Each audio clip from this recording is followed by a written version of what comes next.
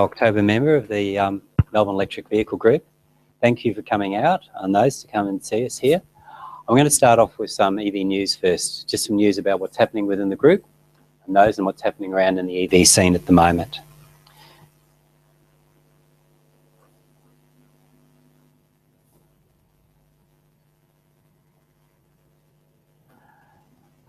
We had a working bee on a car on those. So this Capri was converted to electric in 2009, and some of the members came along. And this car's at my house. On those, it's my car, and we had to take the battery pack out of it. On those, the car was converted in 2009, and the battery has failed in it. On those, after years of use, and we're going to replace it with a new battery pack. So the battery in this car is underneath the rear seat. So we had to take the rear seat out on those, and the front seats we took out as well, and then started removing the battery pack. So that was cool. That was a working bee that happened at my place. You can just see through here in the corner of the picture, this is the old Thunder Sky batteries that we've taken out on those, and we're going to replace that with a battery using Panasonic 18650 cells, the same system as is used in the Tesla Roadster. So a well-known system for EVs, and that'll be going into that car. As a front view on those, the electric motor is across the car here like this. On those, it's underneath where you can't see, and this is the motor controller on top here, a Curtis motor controller above the engine. But luckily the conversion's already been done, a lot of the hard work, and we really just need to repair the battery. And so to get the battery replaced commercially would be $8,000–9,000. So it's quite expensive on those, but we have access to the cells, and yeah, it won't cost that much. So it's well underway. Yes.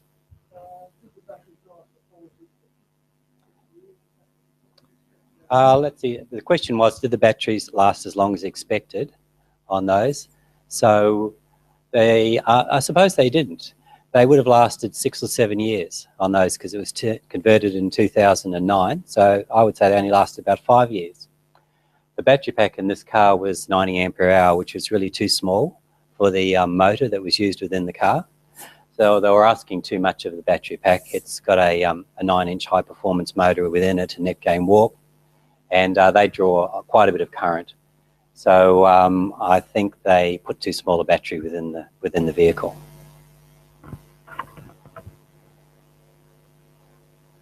Here we go. This is just some specs on the car. On those, it was a Ford Capri, converted in 2008. See the net gain 9-inch DC motor. It originally had 144-volt battery pack. These were Thunder Sky, common batteries that were used at that time, and we're replacing it with the Panasonic 18650 packs that are used in the Tesla cars. On those, it's going to be replaced, and so the capacity will be increased about 70% on those, a bit more range, and should be last longer because it's able to handle that current. And there's a few mechanical and body repairs that I need on the car too. You might notice here, but there's some rust coming down the side here, and there's actually rust in the subframe and through here. That'll have to be commercially repaired. So that's what we did last Saturday on the 10th. On those, people came over at 9 o'clock, and we had a bit of a lunch together as well. Coming up in November, this month, on the 22nd, there's the Festival of Cars, which is run at Cruden Farm at Langwarrin. The Festival of Cars has been organised by the Mental Health Foundation, and it's sponsored by RACV, which RACV are very good. They sponsor a lot of different events around Melbourne. Our Electric Vehicle Expo in March, was sponsored by the RACV. And so we have a spot there at this Festival of Cars. On those, we'll be down there. We're taking several cars down. So I'm looking for some more electric cars to come down, if people would like to come and be involved on those, or to come and sit on the table on those for a while and chat to a few people. We'll have some magazines like Renew and Sanctuary there for sale. We'll have, a table set up for the ATA on those, and so any volunteers who'd like to come down and help on the day and those and sit on the table and chat to people would be really appreciated. So that's the Festival of Cars on the 22nd of November from 11 o'clock. And that's all the news and that I have for today. So today's guest speaker we have is talking about the charging of electric vehicles and how it interacts with the grid, and those, and future planning that's going to be future planning with charging of EVs. So that's Julian de Hoog is coming in on those and chatting to us, so I'll pass over to Julian.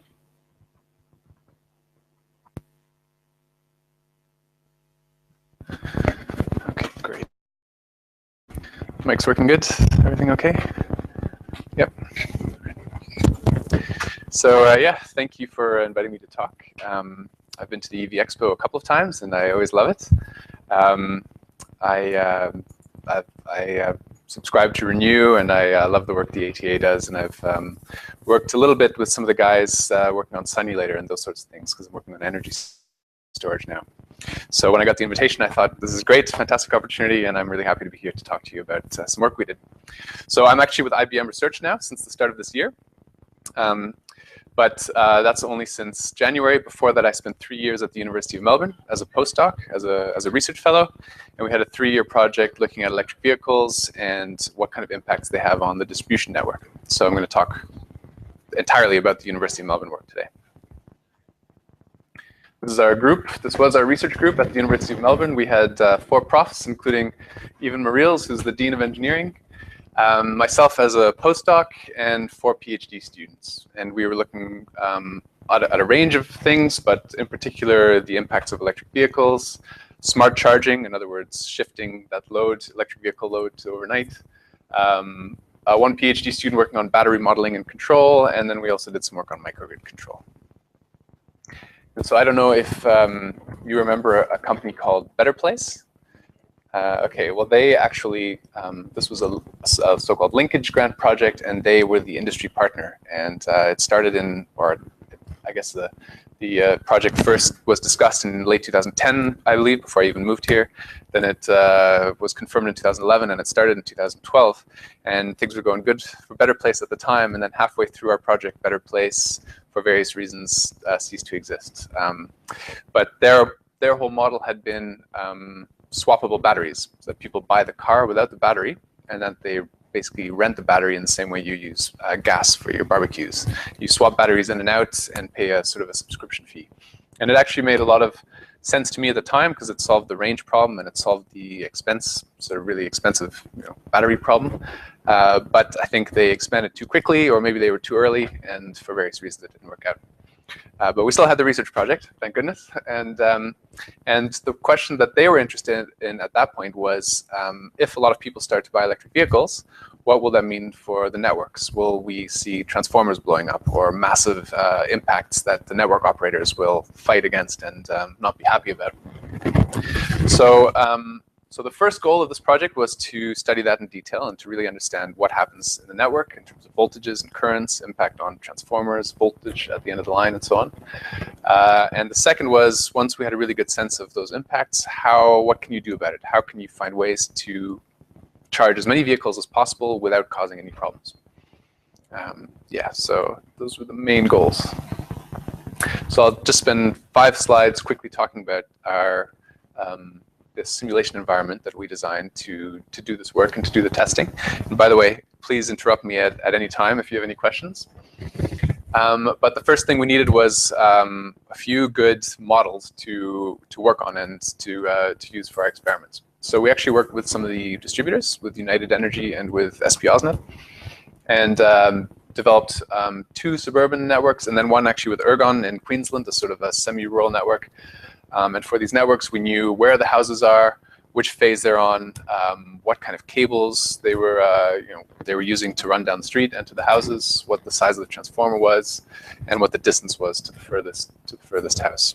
So we had fairly realistic models. Simulate the existing electricity demand. We again got the most realistic data we could, and this was measured at the transformer. So again, working with the network operators, we got demand profiles specifically for those networks, at different times of the year, and weekdays versus weekends, all of which can make a difference. To simulate electric vehicles arriving and departing, and to understand what the charging needs would be, in other words, how far they had driven, we didn't really have electric vehicle data, and some of the other trials in other parts of the world were only just starting. So the best we could do was take normal vehicle data, and fortunately the Victoria State government does these fairly detailed surveys every 4 years or 5 years, and the most recent one at that time was the 2009 survey. So this gave us records of how people travel, and when we took only the vehicle records, so people's personal transportation, we had 13,000 records of how people travel across 24 hours. So that gave us a very good idea of how far people travel, when they arrive at home, when they leave home in the morning, and so on. And this was also tagged by suburb, so we could even then use the ones that were specific to the networks that we had models for. Oops. Then to make sure that we were modeling the electrical networks properly, we built them up in a package called MATLAB SimPower Systems, which does all the load flows and tells you what your voltages and currents everywhere are. And finally, to make sure we had pretty realistic simulations and realistic models, we did a few tests where we took the existing load profiles, we fed them in, and then we just compared the measurements in our model to what was actually measured in the real world. And it was very, very close. So voltages were within 0.6% and currents within 7%. This is a standard way to do research. You build all your models and you make sure that they're reasonably close to reality. So they weren't perfect, but they were pretty close. So I'll go through a few of the key results from some of the early tests. So when you think about what impact electric vehicles will have on the grid, the first thing everybody thinks about probably is peak demand and electric vehicle demand coinciding with existing peak demand, and that's exactly what we found. So it's a very expected and intuitive result, but with our models we confirmed it, that basically the light blue is kind of how people use electricity throughout the day, and you get a peak sort of around 7, 8 p.m. when people use the most. And then as you'd expect, everybody arrives at home at 6 p.m., 7 p.m., and if people just plug in their car right away, then you get these massive increases in your peak demand. And the obvious disadvantage or drawback of that is that this huge amount of demand puts a lot of stress on the transformers and the lines. That was an obvious one. A little bit less obvious was the impact on voltage. So when you plug in an electric car or an air conditioner or anything for that matter, you're drawing more current through the lines. Those lines themselves have an impedance, and so the voltage will actually go down from one house to the next going down the street. So if you measure your voltage at home, if you're all, given that this is an EV group, you've probably all got whatever multimeters and things you need to do that. It's supposed to be 230 plus 10% minus 6%, I believe. But it could be 235 at your house, it could be 230, it could be 225. And so the more current you're drawing through, the more, that there's more current is facing that impedance in the lines, and the more the voltage drops. And that means when you plug in your electric vehicle, your voltage drops, but so do the voltages of the houses around you. And actually, we found that voltage issues, so the lowest voltage at the house at the end of the line, was a problem before too much peak demand. So it was actually more of an issue than too much current overload.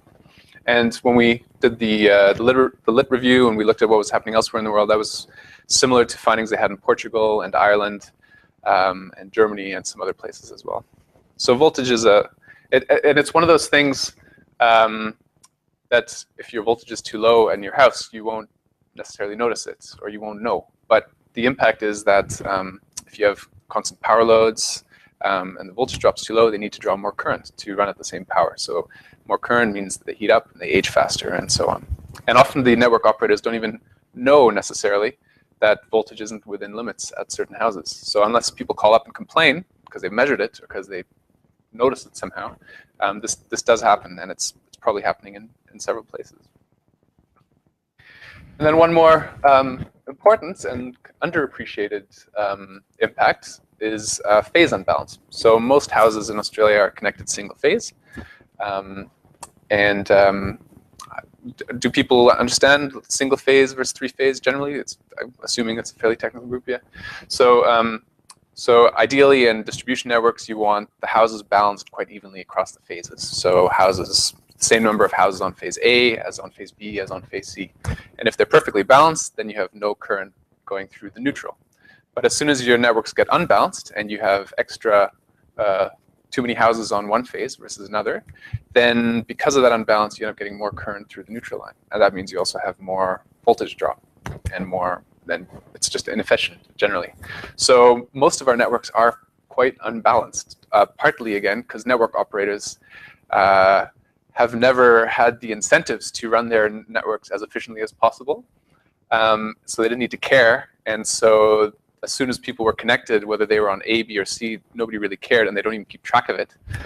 So some of the models I'll show later, you can see that they're really, really unbalanced. What sort of level of unbalance would you regard as a well-balanced? No network will ever be properly balanced, because even if you get the houses 1/3, 1/3, 1/3, you know how people use energy. There we see a big unbalanced only about 4%, which doesn't sound enormously problematic to one who's not knowledgeable in the field. Yeah, well, so if I remember, the distribution code requires phase balance to be, so these red lines and all these figures are the required limits. It's been a while, so I can't 100% remember. I think for single phase customers, they aren't required to have this balancing, but if they have three-phase customers and they supply very unbalanced electricity, then that causes problems. And so for three-phase customers, I believe the unbalance has to be below 2%. And so we saw it go a lot, much higher than that in many of these networks. So then another interesting result that came out of some of these early tests was, so this is a real network. I can't tell you exactly where it is, but it's pretty close to here. And so the triangles are houses on phase A, the circles are houses on phase B, and the squares on phase C. And you can see right away it's not very well balanced. You have 50 houses on phase A, 21 on phase C. And that could be something as simple as when the lines run along the street and the engineer comes to connect a house, one of them just happens to be closer. So I've been told that could be one of the reasons that they're so unbalanced. But in this situation, if you give every house the exact same load, which one do you think has the lowest voltage? Guess is welcome, but basically it's going to be the house on the most highly loaded phase that is as far away from the transformer, that is the farthest from the transformer. So this house will be the one that's the first to have low voltage problems. So then we thought, okay, well, let's add an electric vehicle there and let's see what happens to the voltage. And then we measured it, I forget what it was, 220 maybe. And then we said, okay, we'll take that vehicle away from that house and we'll start adding vehicles at the best places in the network. And we'll see how many we can add at the best places before we get the same minimum voltage as one at the worst place. And we added vehicles and we added vehicles and we added and we added and we added. Somewhat from the inside out, we kept adding vehicles. And finally, after we added 45 vehicles at other locations in the network, did the voltage at this house drop as low as having only one vehicle here. So we thought, that can't be right, 45 versus 1. But it does actually make sense, because if you look where we've added vehicles, they're all on the squares. So we're adding vehicles on phase C. Phase C is the one that's the most lightly loaded, has the fewest houses on it. And so the more loads you add on that phase, the more you bring your phases back into balance. And the less current you have in the neutral, and the more capacity you have in the network to add vehicles, or the more, it basically rebalances the network. So so what that could mean is you could have people living next door to each other, and one of them plugs in and drags down the voltage like crazy for himself and for all of his neighbors, and the other one plugs his vehicle in and brings the voltage, or improves the network and makes it easier for others to plug their vehicles in. So it's not a this is not a very, very serious problem, and it's very easily fixed. All you need to do is get the network operator to send an engineer in and reconnect a few houses, which is a very simple thing to do. But it kind of hit home that at distribution level, which isn't actually that well studied, and people haven't really cared about it much, these very strange effects can happen, and so it's something to keep in mind. So another thing, when we started looking at the typical travel profiles, this is one way to visualize it. So every horizontal line represents one person's travel over 24 hours. White areas indicate that they're away from home. Green and orange means that they're at home. And when you look at how far they've traveled, the orange represents how long it would take them to recharge if it was a Nissan Leaf, for example. So that, for example, this person here left home, or let's take, I don't know, let's take this person here. They left home at 10 in the morning. They were gone until 3 p.m. They got home. They hadn't driven very far. They had a short recharge time, and then they were home. And this is something, again, a fairly intuitive result, nothing revolutionary here. But if you visualize it this way, first of all, you can see that a lot of them kind of have this coincident charging because they all get home at the same time. But more importantly, there's this huge amount of flexibility overnight. So for the vast majority of people, whether they've charged in those 2 hours after they get home, or if they charge here or here or here or here, it just doesn't matter. So we have all this flexibility to shift charging for all these vehicles in a way that is convenient. And so this is load control or demand response, or whatever you want to call it. Applies to electric vehicles, but also to all kinds of other things in the network. But can we actually do this centrally? So within the academic community, there are a lot of people who talk about if you could control this centrally, then you could find the best possible way to do it. And that's what I was working on. But other people talk about distributed ways. So trying to decide at each electric vehicle when to charge in a way that is good for the network. So I'm going to talk a bit about both types, centralized versus distributed. But so one question around central methods, and there are a lot of academics who find great solutions, but can you actually implement them in the real world? Could you centrally control all these electric vehicles charging? So this was one thing that I think Christian Hanberg, who used to run the VIC EV trial, talked about here to this group a year and a half ago.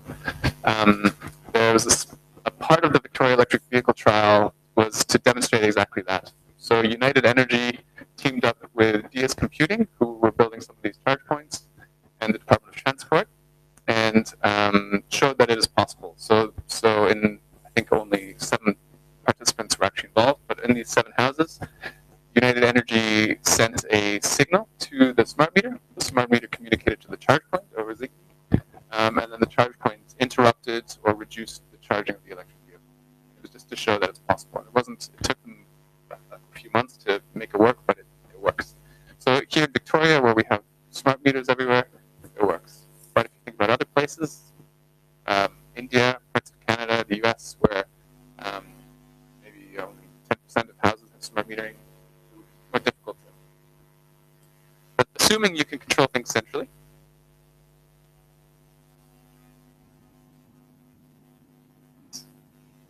should I just give it to you and keep going? Or?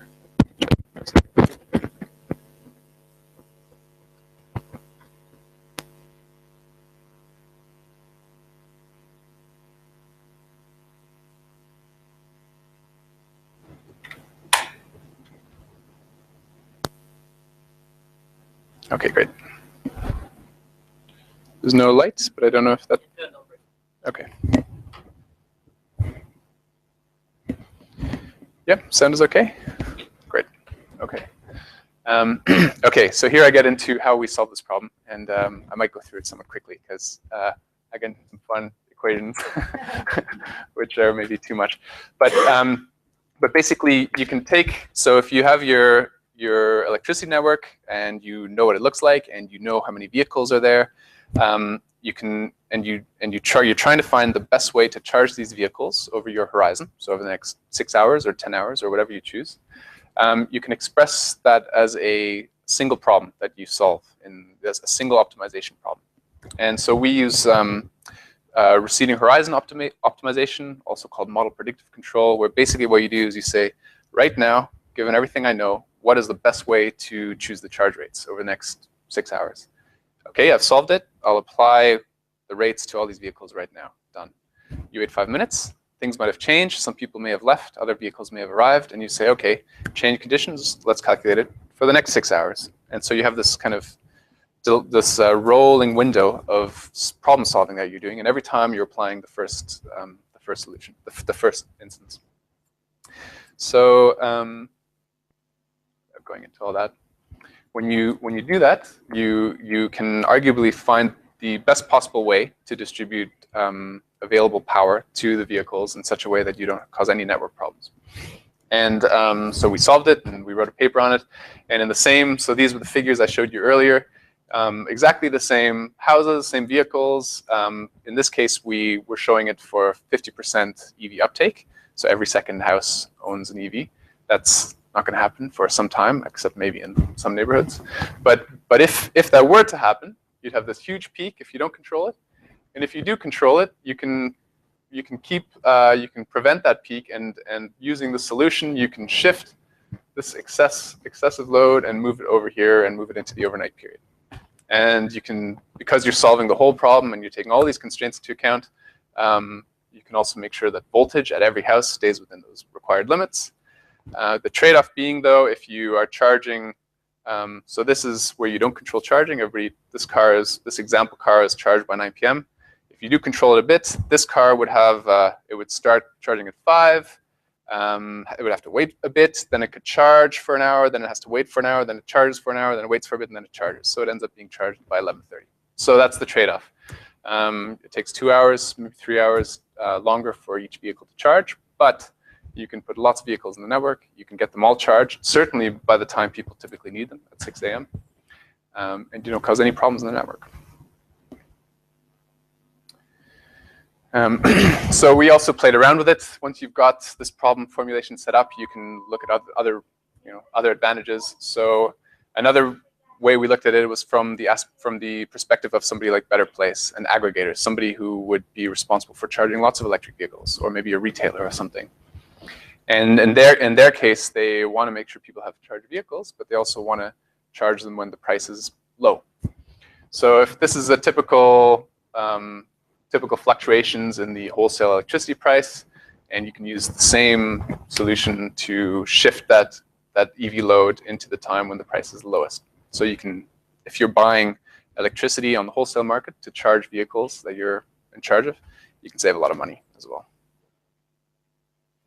And so every network is different, and some networks might have voltage problems, others might have a small transformer that gets stressed. So it's hard to make kind of blanket conclusions that apply to everything.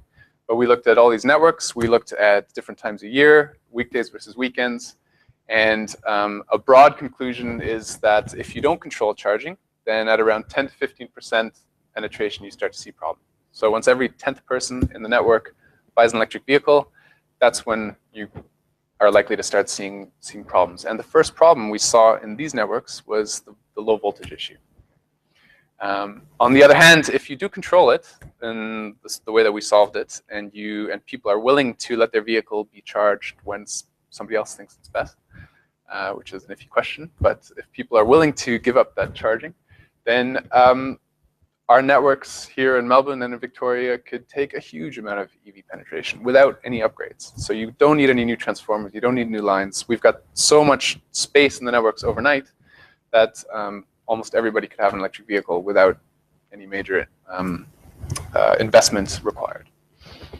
And this is a very crude analysis of what that means. So for every network of about 100 people, if you need to install a new transformer because people are buying electric vehicles, it costs $100,000 to $150,000. So just by controlling when people charge, you can save $1,000 to $2,000 per household.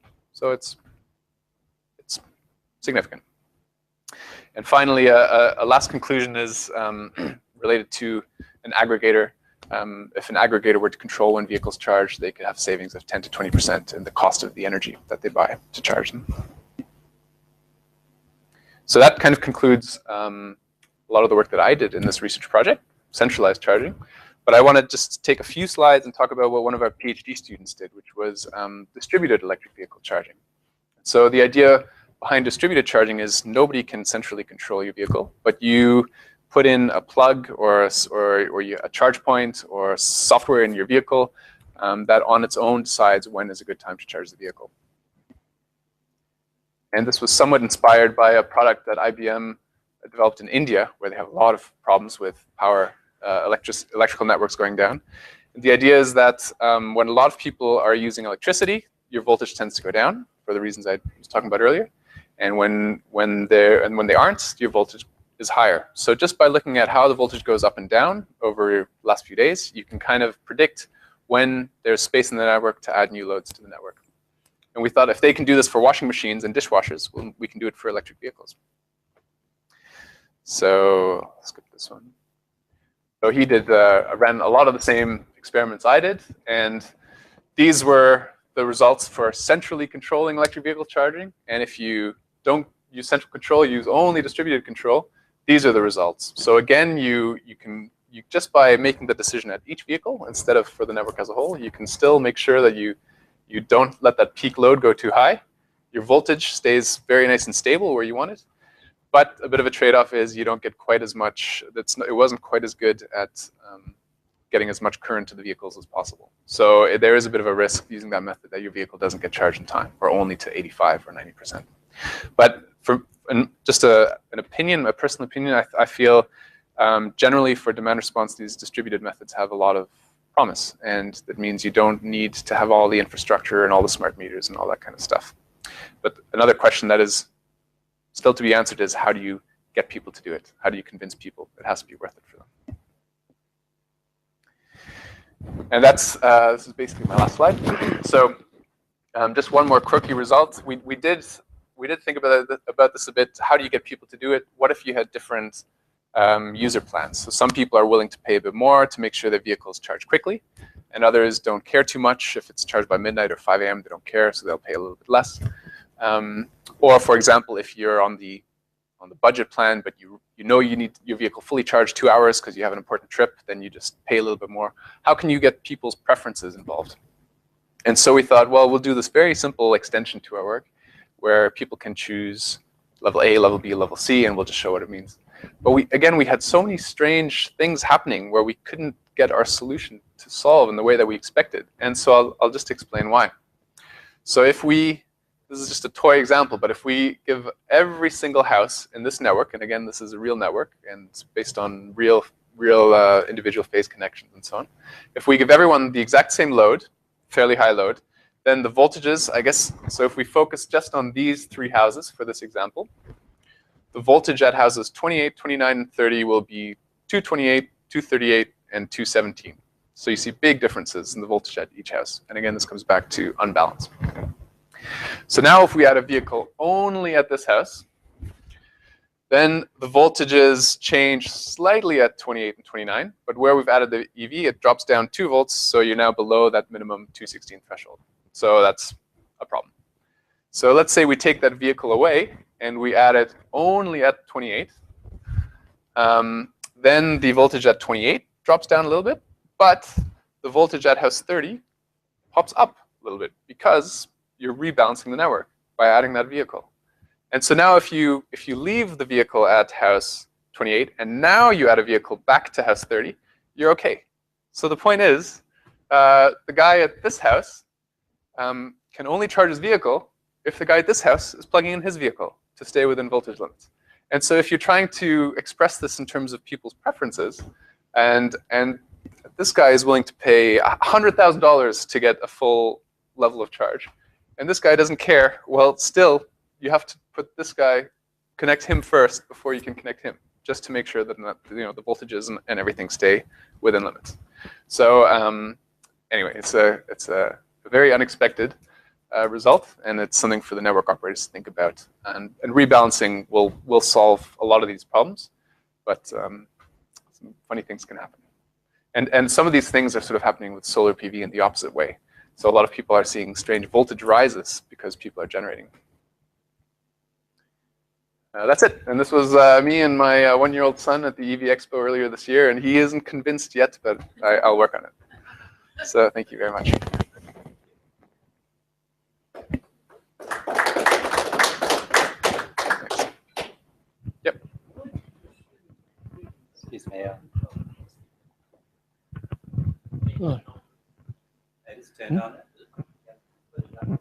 Hello, testing. Yeah. Why did you assume at the beginning that everyone's going to plug their cars in and start charging as soon as they get home, rather than wait till off-peak time? Well, that's a good point. So one of the things that came out of the Vic EV trial is that a lot of people, especially I think Nissan Leaf owners, where you could choose the schedule, start charging them at 11 p.m. So you can put a timer in. But it doesn't. So I'm not sure it would make much of a difference, because either you have people coming home 4, 5, 6, 7 p.m. and then they start charging 4, 5, 6, or they all start charging at 11 p.m. So you'd still get a new peak at 11 p.m. The basic level is much lower at 11 p.m. Yeah, well, that's true. Yeah, so it's a good point. But we would have that here where we've got peak and off peak, but even then, not everyone has peak and off peak rates. Yeah, so some people don't. Look at your power bill. You look at your power bill. Well, I think it's always 11 o'clock, isn't it? It depends on the time of the year. Does it? Always 11 o'clock, yeah. Contact my provider and see what's going on with me. Okay, anyway. So that would have been, you're right, it would have been good to understand what percentage would be on off peak and what percentage wouldn't care. But it was to look at the worst case uncontrolled, and it was somewhat also to keep the study in line with international studies elsewhere, which did the same thing. So what's going to happen in the future? Well, I hope more people will buy electric vehicles, and I hope that negative impacts on the networks won't cause anyone to try to keep people from buying electric vehicles. So I hope that the results from this work will convince people that we do have a lot of capacity, and it's not a problem. It's not going to bring the grid down. It won't cause new requirements for new investment in the grid, and that part of it is not an issue. So I hope so. Yes, I suppose, Tone, with the work that's been done, with this research that's been done, they can look forward as they see vehicles start to come onto the grid. They then have an idea of how we're going to cope with this, and what are some of the models that'll work on those to overcome any problems that develop.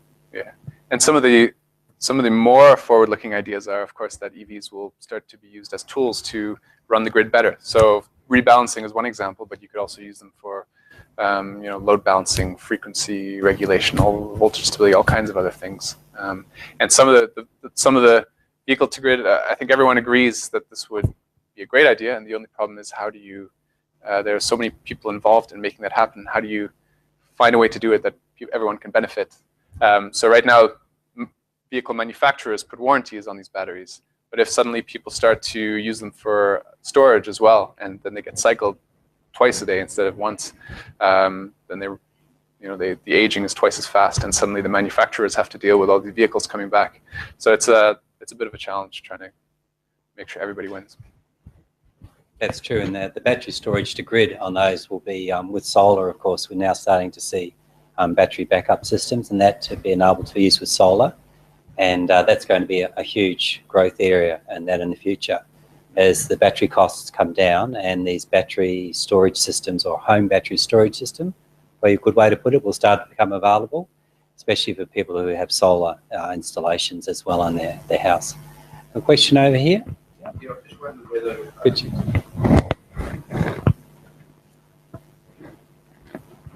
In your modelling, Julian, did you assume that the car was going to be fully charged every time it was plugged in? Yeah, we did. Yeah. Yeah. Now, is that in fact reasonable? Because I don't fill up my car every time I drive past a fuel station in a petrol car, because I've got some reserve capacity, and that's and if I know I'm going to have a peak load coming up, like a long trip coming up, well, obviously I make sure that I'm covered for that. Now, I wonder if we can think something like that for recharging, that nobody, or so that not every one of the customers has to fully recharge their car overnight, for example. I don't know. Yeah, that's a very good point. I certainly, when you look at how people use their vehicles in some of the early studies and trials, some of the big ones in the US, because people do worry about range, they do want to make sure the battery's full in the morning. So people have been doing that. I think as the capacities get larger, people won't feel as much of a need to charge them every night.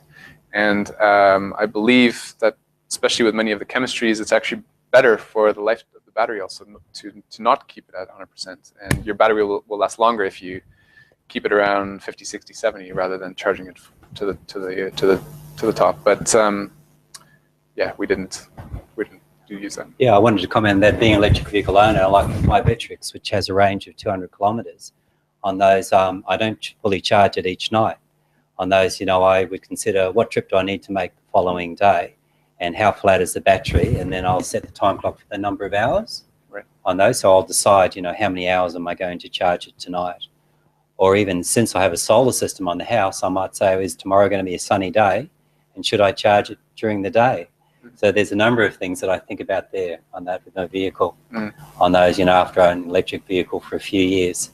And because it has sufficient range, you know, a lot of the trips I make are only 20, 30, 40 kilometres on those, so I don't have to charge it fully every night. Right. And of course, the life of the battery would be longer for that reason. Questions? Yeah. Just looking ahead, say 10, 20 years, thousands of these vehicles on the road, long distances. How is it going to affect charging points along the highways, for instance? Yeah, I mean, is that going to be a problem? Good. You mean a problem in terms of getting them installed, or a problem in terms of the electrical network? Well, I think in general, when you pre-plan locations where you're expecting high levels of charging, then it's very easy to predict what infrastructure you need. It's going to cost money to install transformers and cables that are big enough, but that's very easy to plan for. And especially if they're coming in now, then people will know what's required, which is different from all our residential networks, which were planned 20, 30, 40 years ago, where nobody even thought about EVs. So I don't think that would be a problem. For sure, there's an expense involved, and it's the old chicken and egg. The more EVs there are, the more incentives there are for charging points. The more charging points there are, the more people buy EVs. But what comes first? Okay, so the next, following that, there's charging points. That if everybody decides to charge right now at the same station, of course, you're going to have a lock system, right? Yeah. So is there a way that you can know that there's another charging point, another 50 Ks or somewhere else? Is that going to be available? Obviously, they would have to be available, that sort of thing. Yeah, sure. And would you know that is there a time, things that you can actually book ahead? I'm going to arrive there at that time and have a charging station ready for me, so I don't have to wait around for another 2 hours for somebody else to come off. That's a good question. I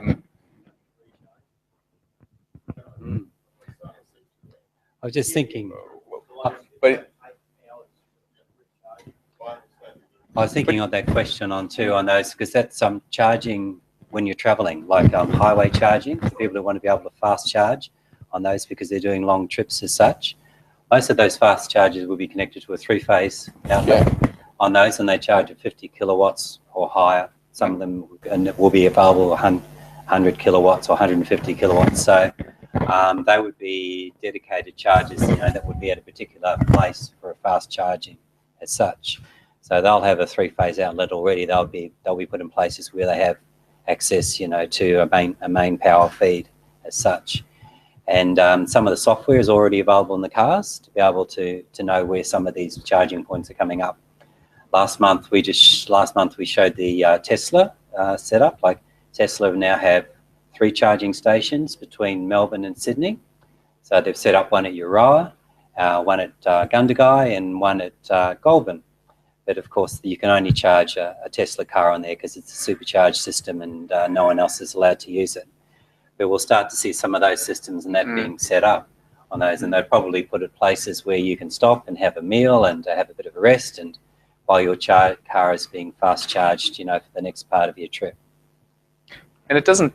It's well, how long would it take for a Tesla to recharge at a fast charger? About 30 to 40 minutes to go up to right? 70 or 80% of capacity. So, and that would be another 300, 350 kilometers traveling. That's right. So it's what you need for a coffee and a toilet break.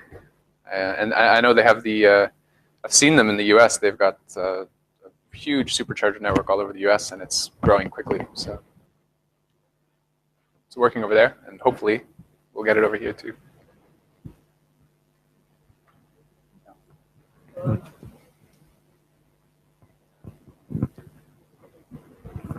If we go upstream from the transformer, I can ask a question about the power generating systems and how this will be affected. I have heard that in Victoria, electric cars are completely pollution free because the brown coal power stations are burning coal overnight anyway, and their power would otherwise go to waste anyway, as long as you're charging at the off-peak period. What sort of penetration of the populace with electric cars would that still apply to before they have to start burning more coal and they are actually producing pollution? Yeah, so I've heard the interesting argument that EVs are the cleanest if you're charging them at peak time, because that's when gas generators will be firing up rather than coal. Which is an interesting way to think about it, but I don't know. You'd have to look at the energy mix that's there right now and what's happening with demand. I don't know.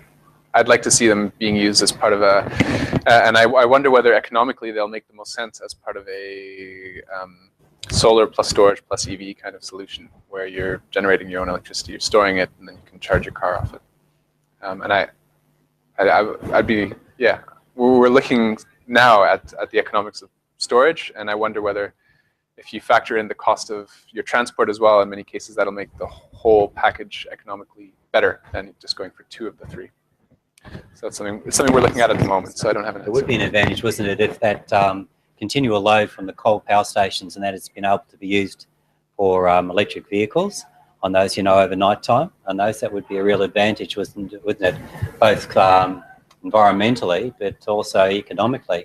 Maybe with the introduction of smart meters, they'd be able to offer reduced rates. They'd be able to signal, when they want to load shed, and those they want load to come onto the network on those at an off-peak type time because there's excess capacity there, and then have a very low rate on those that they would charge people just because they're shedding load. Because this happens overseas. On those, it happens in Europe and in America, and that where there's times where the wholesalers can be buying electricity for next to 0 cents on those because the particular network is trying to shed load at that time. As more smart meters penetrate and they decide to start using them for this purpose, the power companies, we may see times during the day, when your power rate could be extremely low.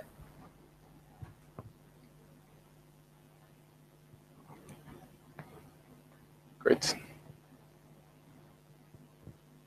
there anything else? Oh, we've had quite a few questions tonight. Thank you, Annette, for Julian, for coming. Thanks a lot. And chatting to us, and we've had a good discussion about the power network, as what you were saying, and then a few more general questions afterwards about charging and how the grid and that would be affected. Yeah. So thank you for coming along tonight. All right, thanks very much. Thanks a lot.